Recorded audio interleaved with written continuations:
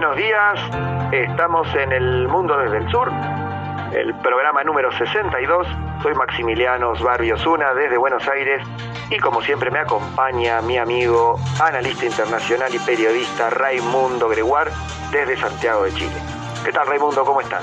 Muy bien, muchas gracias. Ha sido una semana bastante fría. Como suele suceder, se pasa volando el tiempo y ya estamos a jueves. Así que, bien, esperando que llegue el fin de semana y como siempre analizando lo que pasa y espero que tú ya también estés muy bien. Sí, por suerte todo bien, todo correcto por ahora y como decís vos, analizando las noticias internacionales y tratando de seleccionar qué le puede interesar a nuestro público y tomando en cuenta también las sugerencias que nos han dejado en nuestro canal de YouTube. Sí, esto es un pozo sin fondo y se acumulan noticias, temas que aparecen, ¿no? Todo el tiempo. Sí, yo voy a comenzar con un informe de Brasil, del racismo en Brasil.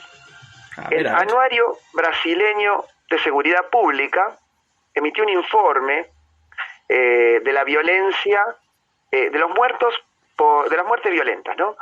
El 78% de los fallecidos en muertes violentas, ya sea por homicidio doloso, robos, son de raza negra, siendo que el 56% son negros o mulatos, ¿no? Mezclas. El 78% son, los fallecidos, 78% de muertes violentas son negros en Brasil. Las muertes por intervención policial, ahí la cifra se eleva, es el 84%, es decir, la policía mata muchísimo más negros que de otras razas. Los policías del servicio que mueren, también la mayoría son negros, el 67,7%.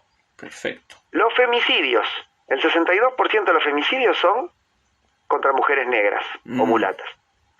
Y la población carcelaria, en 2005 era del 58%, y en 2021 se elevó al 67,5% de negros. Eso además de que ganan en promedio un 20% menos que por la misma tarea que un blanco, y las cifras de desempleo también son superiores en la población negra, ¿no? Así que quería destacar este informe vergonzoso. Sí, me parece que son cifras contundentes. Lo único que a mí me queda como ganas de saber es de todos los negros, tú decías la población negra que muere asesinada, ¿cuántos de esos asesinatos son cometidos por negros, blancos, mulatos? Sería interesante, no sé si venía eso, quizás no. No lo tengo aquí, tendría que verlo con mayor detenimiento. No importa, es un detalle, pero está claro que hay un asunto con la raza, ¿no? Allá, claramente. Seguro, claro. Bueno, yo voy a ir a otro tema que tampoco está muy bueno, pero que ni se compara a lo que ocurre en Brasil. Podríamos decir que es bastante más banal, aunque no por eso menos relevante. Me refiero a la nueva constitución de Túnez. Sí.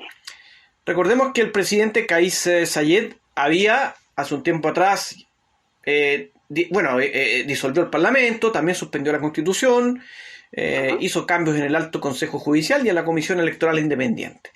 ¿Qué ocurrió finalmente? Que él presentó el borrador este 30 de junio, hace ya, estamos hablando de un poquito más de 2 semanas. Una semana, más o menos. Claro, más o menos. Hoy día estamos a 7, claro, estamos a 7 de julio, claro, es una semana.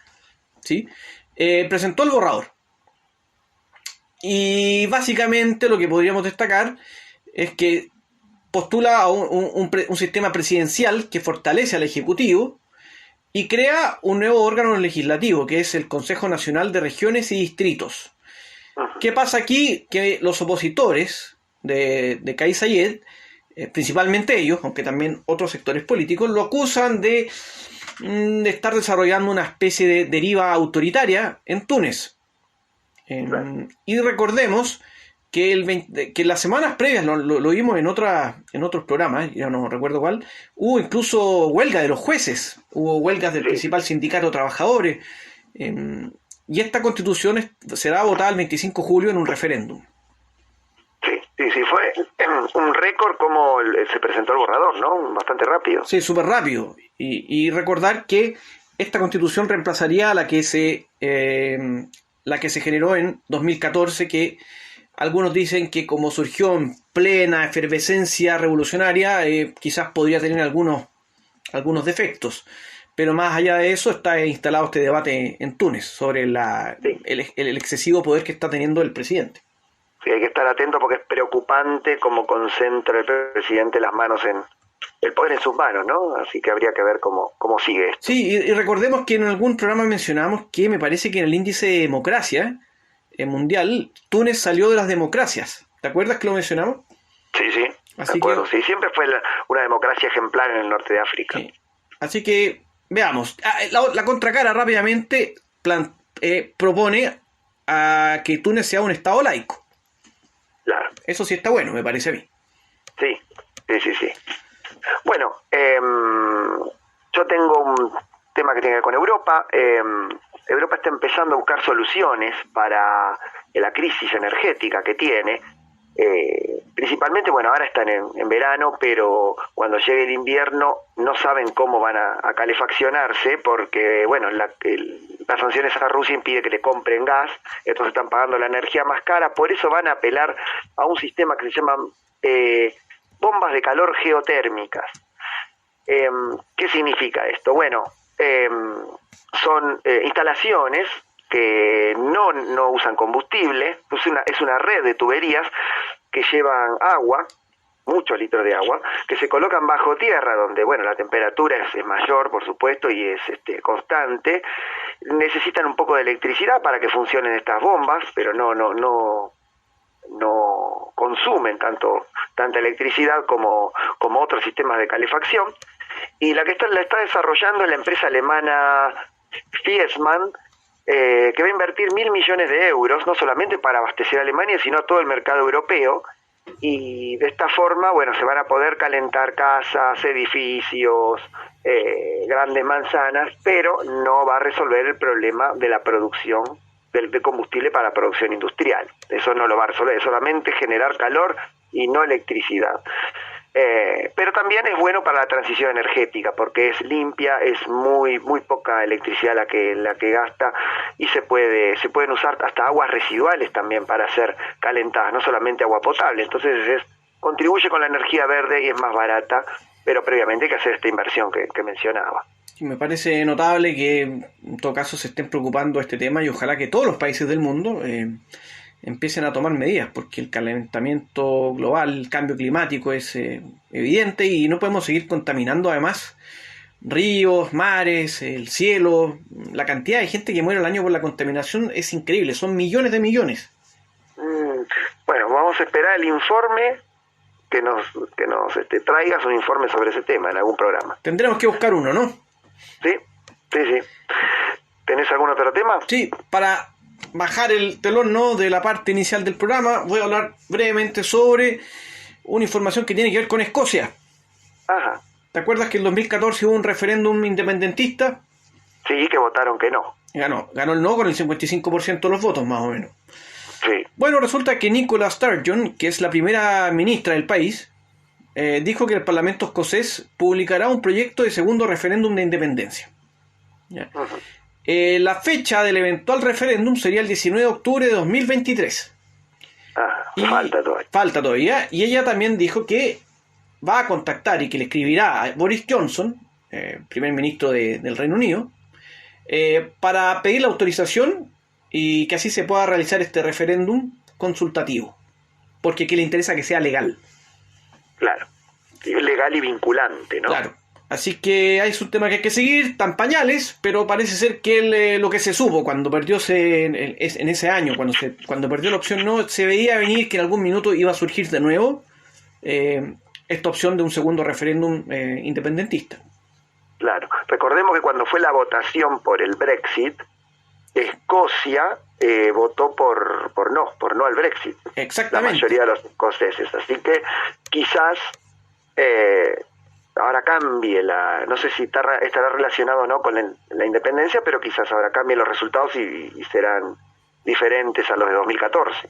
Veremos. Sí, yo creo que eso demuestra lo que tú dices, o sea que por un lado el Reino Unido se fue de la Unión Europea, se salió, pero Escocia no quería eso. Claro. Así que... Creo que era Escocia y, si no me equivoco, Gales, ¿no? Eran los dos las dos regiones en las que ganó el no. Eso ya no lo recuerdo, pero tendría que buscarlo, sí. Pero si lo dice, seguramente es así que... Puede ser, no estoy seguro, pero pues... Sí, estaremos siguiendo este tema, como siempre, así que cuando llegue el momento informaremos. Sí. Y bueno, después de la pausa, si te parece, empezamos con el primer análisis. Sí, absolutamente, me parece que la gente siempre está esperando esto y me parece además que tu tema va a ser bastante interesante. Creo que tiene que ver con Bolivia. Supongo que será interesante. Sí, es la crisis interna del partido gobernante, del MAS de Bolivia. Muy relevante este tema, puede tener implicancias al interior de la política boliviana. Así es.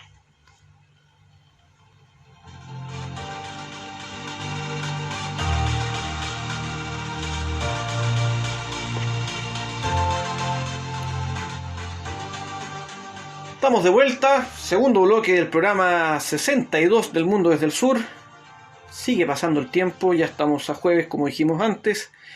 Maximiliano, ¿qué está pasando con el MAS? Tú hablas de una crisis interna, ¿no? ¿Qué ocurre? Sí, resulta que, bueno, el expresidente Evo Morales no tiene un cargo en el gobierno, pero sí es el presidente del partido gobernante, del MAS, el Movimiento al Socialismo, cuyo presidente... Digamos, el presidente de Bolivia es de este partido, que es Luis Arce, ex ministro de Economía de Evo Morales, el vicepresidente David Choquehuanca, ex canciller del gobierno de Evo Morales, y Evo Morales, además de ser presidente del MAS, es el presidente del sindicato de cocaleros. Tiene una relación buena con Luis Arce, ya que hace, por ejemplo, un mes encabezó una caravana de apoyo al presidente en zonas rurales e indígenas, pero el problema no es tanto con Luis Arce, sino con el vicepresidente David Choquehuanca, que ya lanzó su candidatura presidencial para 2025. O sea, faltan 3 años, pero ya hay roces y peleas internas por esto. Choquehuanca está armando su fuerza propia, con una importante base social, ¿no? En áreas rurales del altiplano, pero también en provincias departamentos en este caso, como Santa Cruz, Beni y Pando, que son 3 departamentos en donde es más fuerte la oposición, tradicionalmente la derecha, los sectores más pero norteamericanos de Bolivia, ¿no? tanto los sectores indígenas y rurales. Y otro motivo de fricción es que, porque Evo Morales también quiere ser candidato, otro motivo de fricción es que Choquehuanca también apoya a Eva Copa. ¿Quién es Eva Copa? Bueno, era una senadora del partido MAS, fue calificada de traidora por el ala dura de Evo Morales al aceptar ser presidenta del Senado en tiempos del golpismo, de la dictadura de Yanine Áñez. Entonces fue expulsada del partido por ese motivo, Eva Copa. Pero el año pasado ganó la alcaldía del Alto. Es el alcalde de la ciudad del Alto, que es una de las ciudades principales donde se encuentra el bastión de los votantes de Evo Morales, así que eso es muy importante. Desde ahí, David Choquehuanca la convocó para formar parte de su nueva corriente política, que por ahora está dentro del MAS, no está por afuera del movimiento al socialismo, ¿no? Pero bueno, veremos qué sucede. En este momento, Choquehuanca está preparando su candidatura, ¿no? Y ese es el roce con Evo Morales. Sin embargo, el presidente Luis Arce está en medio de este fuego cruzado, ¿no? Porque no busca una nueva candidatura. Luis Arce, él ya lo mencionó, porque en realidad no es un líder político, es un economista, estatista, antielitista, es partidario de la estabilidad económica, fue el artífice del plan de gobierno de Evo Morales, de la estabilidad económica que tuvo el gobierno de Evo Morales fue Luis Arce. Actualmente mantiene ese mismo programa político con bastantes resultados, que ya lo hemos analizado en otros programas. Entonces no es un político, es un tecnócrata. No le interesan tanto los cargos, pese a ser presidente, pero digamos no es un líder que movilice masas. Por eso era el delfín de Evo Morales, no tenía carisma propio, sino que tiene un buen currículum como ministro de Economía, ¿no? Una pregunta, perdón, Maximiliano. Sí, ¿cómo no? Sí. Brevemente solamente. ¿Tú crees que si Morales intentara presentarse como candidato presidencial, ¿esto podría agravar este quiebre interno? Yo creo que sí, porque Evo Morales ya está diciendo que va a ser el candidato del MAS, y David Choquehuanca, el vicepresidente, ex ministro de Relaciones Exteriores de Evo, también. Entonces, sí, existen sectores del MAS que postulan que tendría que haber un recambio generacional, que Evo Morales debería ser nombrado líder histórico y no presentarse. Eso para sacarlo del medio, en realidad, ¿no? Es una pelea por poder. Uno de ellos es Eduardo del Castillo. Eduardo del Castillo es el actual ministro de Gobierno de Bolivia, respaldado por el presidente Luis Arce, pero en varias oportunidades Evo Morales le pidió la cabeza del ministro. Principalmente por esto que decíamos recién, ¿no? Por querer jubilarlo a Evo Morales, como ponerlo en el pedestal de líder histórico, pero apartarlo de las candidaturas.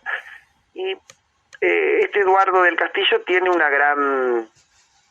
gran poder interno, porque no solamente confronta con el ala de Evo Morales dentro del MAS, sino también directamente confronta con la extrema derecha de Luis Fernando Camacho, que es uno de los líderes de Santa Cruz, que participó en el golpe también. Así que bueno, así se está presentando el panorama interno dentro del movimiento al socialismo. Arce por ahora lo respalda del Castillo, es por ahora el único roce que tiene con Evo Morales, pero entre Choquehuanca y Evo Morales la relación está rota. Esperemos o veremos qué sucede con esto. Si esto se transforma en un mal crónico, el MAS podría romperse, y aunque la oposición en este momento esté débil, no tenga grandes, no haya avanzado tanto sobre el terreno como el MAS, luego que el MAS llegó al poder, Bolivia podría ingresar a una gran crisis política del partido gobernante. Así que veremos cómo van a suceder las tensiones internas dentro del MAS de Evo y sus otros líderes políticos. Sí, yo creo aquí, y no quiero hacer una generalización, pero creo que lo que ocurre en Sudamérica es que vemos esta eterna disputa entre finalmente dos coaliciones, ¿no? Una de derecha o centro derecha, una de derecha y otra de izquierda. Y al final se forman coaliciones artificiales por lado y lado. Claro. Lo vemos en Bolivia con lo que tú mencionas, lo mencionamos en el programa del lunes en Argentina, lo vimos, lo estamos viendo en Chile con el Frente Amplio, la coalición que une al Frente Amplio con partidos tradicionales de centro izquierda. Lo vimos con Sebastián Piñera, con la coalición de derecha que gobernó también. Entonces creo que esto es un llamado a atención ya, y espero que la clase política sudamericana se dé cuenta que está bien que la intención sea gobernar, que quieran el poder, pero ¿sabes? Creo que es momento de crear coaliciones que tengan una lógica, que sean sustentables en el tiempo. Tú no puedes armar unas coaliciones que son absolutamente artificiales y que solo se unen porque quieren evitar que la derecha o la izquierda llegue al poder. Claro. Sí, son efímeras, son artificiales, como vos decías. Pero en el caso de Bolivia, ni siquiera hay una coalición de izquierda y una coalición de derecha dentro del MAS, porque ambos tienen bases rurales, bases indígenas. No es que, Choquehuanca armó algo con empresarios y dejó afuera a los militantes históricos. No, las bases están divididas también. Las bases al interior del propio partido. Claro. Bueno, exactamente. Muy importante lo que nos menciona, sirve para entender lo que ocurre en Bolivia. Y así que estaremos, como siempre, siguiendo lo que ocurra en este país, que además es vecino nuestro. Seguro, vecino de los dos. Después de la pausa me imagino que tendrás un análisis. Sí, vamos a hablar sobre un tema que me parece bien interesante, que es operaciones multilaterales de paz en el mundo. Sí, de paz entre comillas. Es lo que veremos a la vuelta a la pausa, ¿no? Veremos después de la pausa.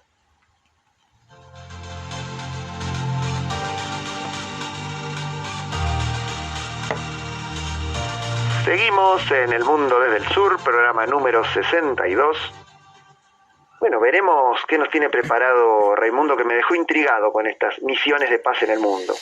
Resulta que el SIPRI, que es el Stockholm International Peace Research Institute, pero que todos lo conocemos como SIPRI, que es un instituto que en el fondo se dedica a analizar todo el tema de las armas, ¿no es cierto?, y la paz en el mundo, pero principalmente las armas, ¿no? entregó un informe sobre las operaciones multilaterales de paz en el mundo. ¿En qué están? ¿Qué está pasando con estas operaciones? Y entonces hizo este informe que corresponde al 2021. O sea, lo publica ahora, pero es del 2021. ¿Qué ocurrió en este año? ¿Te imaginas cuántas operaciones multilaterales de paz hubo en el 2021? Más o menos. Decime vos. 63. Muchas. En 38 países o territorios. Esto es importante porque involucra no solo los países, sino que a territorios, por ejemplo, que están en disputa o que todavía no se sabe a quién pertenecen. Entonces es importante remarcar eso. Ajá. Si nos vamos al origen de estas operaciones multilaterales de paz, 20 corresponden a las Naciones Unidas, 37 a organizaciones regionales y alianzas, y a 6 a coaliciones ad hoc de estados, o sea, estados de una región que no pertenecen a ningún organismo, pero que ellos arman una coalición. Ajá. ¿Ya? Por región, 22 están en África subsahariana. 19, ¿sabes dónde? En Europa. En Europa, 19. 19 en Europa. No, pero no sabía esto. Poneme algún ejemplo si tenés a mano. Bueno, Rusia, Ucrania, también me parece que todavía está después lo voy a confirmar, la de Kosovo. Uh-huh. ¿La de Chipre estará? También me parece, lo voy a verificar. Bien, bien. Pero son 19 en Europa, son muchas, digamos. Sí, sí, me llamó la atención. 14 en Medio Oriente y África del Norte. Paréntesis, a mí no me gusta esta región que armaron, que la encuentro artificial, Medio Oriente y África del Norte. Yo no sé qué tiene que ver Francia, Marruecos o Argelia con Siria. El que hablan árabe. Y listo. Sí, porque yo creo que lo diferencian del África subsahariana, y entonces el África del Norte la unen a Medio Oriente, ¿no? Supongo. Debería ser el Magreb y listo. Uh-huh. Y pongan a Egipto en el Medio Oriente. Bueno, es un tema para otro programa. Sí. 5 en Asia y Oceanía y 3 en América. En toda América. O sea, como americanos nos podemos sentir orgullosos de eso, que tampoco sé qué tan bueno sea. Puede ser bueno o puede ser malo, depende de la perspectiva, ¿no? Después, más información. Algunas tendencias importantes. Cada vez hay más operaciones, pero son más pequeñas, es decir, con menos personal. O sea, aumentan, pero con menos personal. Y bajan las operaciones de la ONU. ¿Perdón? No, iba a preguntar si incluyen militares todas estas operaciones o solamente algunas. No, todas las que tienen personal, sea militar o mixtas. Hay una operación que me parece que es que no tiene militares, pero en general suelen ser mixtas. Claro. Muchas de ellas con un énfasis en lo militar, obviamente. Y bueno, siguiendo con estas tendencias, también hay que decir que en 2021 se generaron 4 nuevas operaciones en 3 países. ¿Cuáles son? Azerbaiyán, Mozambique y Sudán. Claro. Y estas 4... Azerbaiyán por la guerra con Armenia, ¿no? En Nagorno-Karabaj. Y ahí las operaciones la armaron 2 países, Rusia y Turquía. Ajá. En Sudán Bien. es la ONU. Sí. Y en Mozambique una operación fue lanzada por la Comunidad de Desarrollo del África Austral y otra por la Unión Europea. Claro. Recordemos en el norte de Mozambique, donde están los campos de gas, fue tomado por una franquicia del Estado Islámico, ¿no? Una cosa muy extraña en un país donde los musulmanes no son mayoría. Ya hemos hablado de esto. Sí, es básicamente como tú dices. En este caso es simplemente por el auge del terrorismo. Claro. No tiene otra explicación. También el año pasado se terminó una operación emblemática, que es la de la OTAN en Afganistán. Claro. Muy caótica, fue una salida muy estrepitosa, muy poco sangrienta también. Sí. Claro. También se terminó una misión de la Unión Africana en Burundi, debido a los progresos del país, Y también se puso término a una misión una operación de la Organización para la Seguridad y Cooperación en Europa que operaba en Rusia. Esta última rechazó la renovación. Claro. Sí, ya se veía venir el conflicto. Sí. Para este año, el 2022, ¿qué pasará? Por ejemplo, ya se cerró en marzo una misión de monitoreo en Ucrania. Sí. De la OSCE, ¿ya? Que era la misión multilateral de paz sin armas más grande en el mundo. Ajá. Y esto es un impacto, obviamente, de la guerra. Claro. Y uno se pregunta, ¿qué va a pasar, por ejemplo, en República Democrática del Congo, donde hay una misión? ¿Qué va a pasar en Etiopía, en Venezuela y otros países donde hay conflictos? Por ejemplo, ¿qué va a pasar en Ceuta y Melilla o en Malí? Porque en Malí se terminaron unas fuerzas de Francia, de la Unión Europea, se abren otras, se rumorea lo de la OTAN, no se sabe si es verdad o no. En Ceuta y Melilla también, ¿qué va a hacer la OTAN, por ejemplo? Sí, aparentemente lo de Ceuta y Melilla está pactado, ¿no? Como decíamos la semana pasada, el apoyo de España al Sáhara marroquí, ya eso quizás produce que Marruecos no reclame tanto Ceuta y Melilla, digo yo. Yo creo. Uh-huh. Después, te voy a dar unos últimos datos para ir terminando. Las misiones con más personal, que tienen más personal. ¿Cuáles son? Esto involucra militares, no militares. La AMISOM. ¿En Somalia? En Somalia, 19.384. Es enorme. No, es gigantesca. Esta es una misión, digamos, una de aquellas. O sea, es realmente muy grande. Bueno, es un país que, claro, también está bastante mal. La segunda, la UNMISS. ¿Dónde es? Sudán del Sur. Ajá. 16.140. Después está la MONUSCO. Esa está, me parece, que en República Democrática del Congo. Ajá. 15.303. ¿No? Minurso es la de... Sí, tenés razón. Minurso era la del Sahara. Esta es MONUSCO, claro. Tenés razón. 15.313. Después viene la MINUSMA, 14.917, Malí. La MINUSCA, República Centroafricana. Centroafricana. 14.423. También en Centroafricana están las milicias rusas Wagner. Además, claro, al igual que en Malí. Por ejemplo, en una cosa importante, entre las 10 primeras aparece la MINUSMA en el cuarto lugar y en el noveno lugar la misión de la Unión Europea, con 1.212. Ajá. O sea, y por último, los países que más contribuyen con militares a las operaciones son los primeros 5. Etiopía, 8.611, Uganda, 6.162, Bangladesh, 5.912, Nepal, 5.434 e India, 5.408. Esos son los países que más contribuyen. Con militares. Interesante, ¿no? Nunca me hubiese imaginado Nepal y Bangladesh. Yo creo que tiene que ver con el hecho que son las crisis que los afectan a ellos directamente. Entonces las grandes potencias no tienen la necesidad de ir a meterse allá. Y entonces ellos se tienen que hacer cargo de esto. Sí.